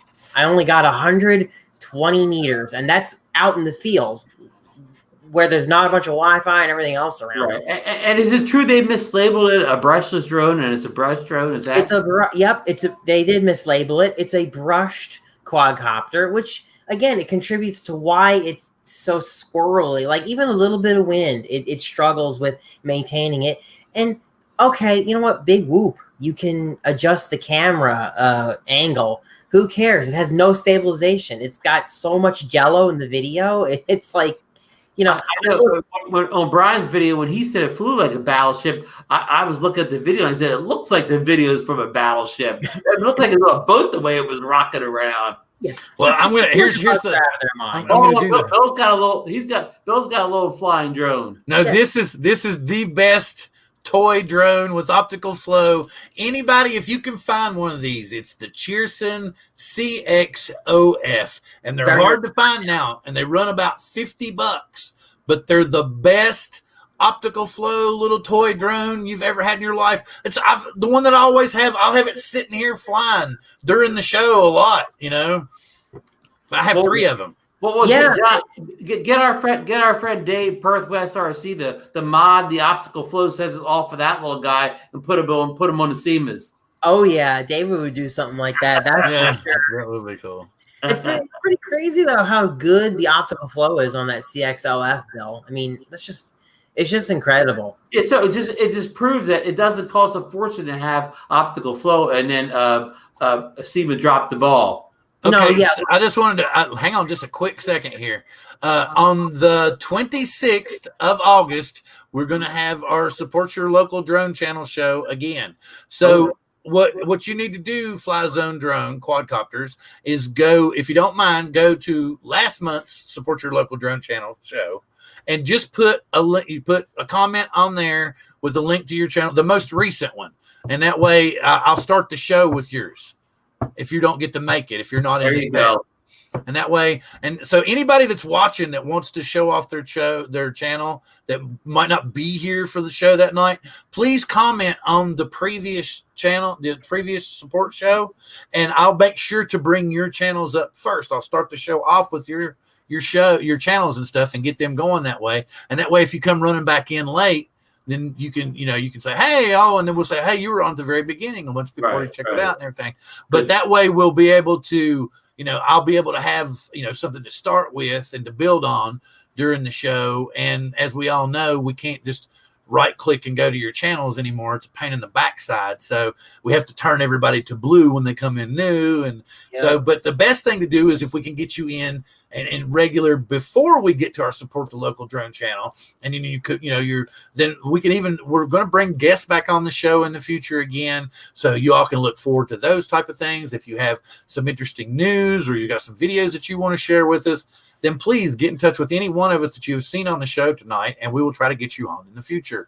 And with all that being said, I want to say thank you all very much, and thank you for everybody that's come in and been with us this week.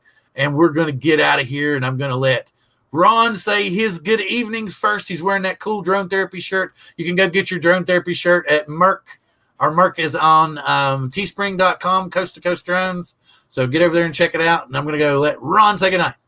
Thank you, Bill. I want a special shout out to Fly Zone Drone Quadcopters who you just talked about. Fly Drone's been supporting all the shows this week. He's been in there, every show I've been on this week, he's been in there supporting his hard. So I want to thank him, and of course, Hot Rod Daytona's been supporting all the shows this week. And I can name every name in the chat here, but thank you everybody for showing up. But I just want to shout out Fly Zone because he's I think he's kind of new to the scene here. So thank you for being part of it. I want to thank Bill for having me on, and John for co-hosting the great job he always does, and then of course Ethan and Gary, aka Nemo, for being with us for most of the show. So good night, everyone, and we'll see you next week. If we do that Versus show, it should be some interesting action going on. So good night, everyone.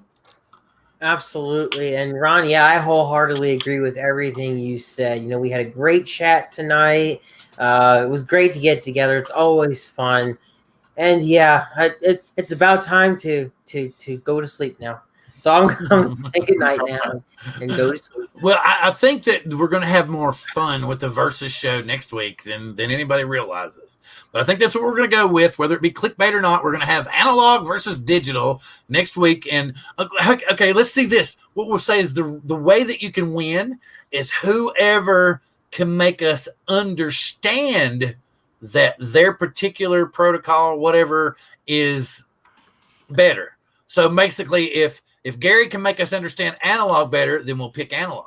If you all can make us understand digital better, then we'll pick digital, because, you know, sometimes us old farts have trouble binding controllers to drones and we have to send them back. So we need the simpler life. So with that being said, thank you very much. Live long and prosper.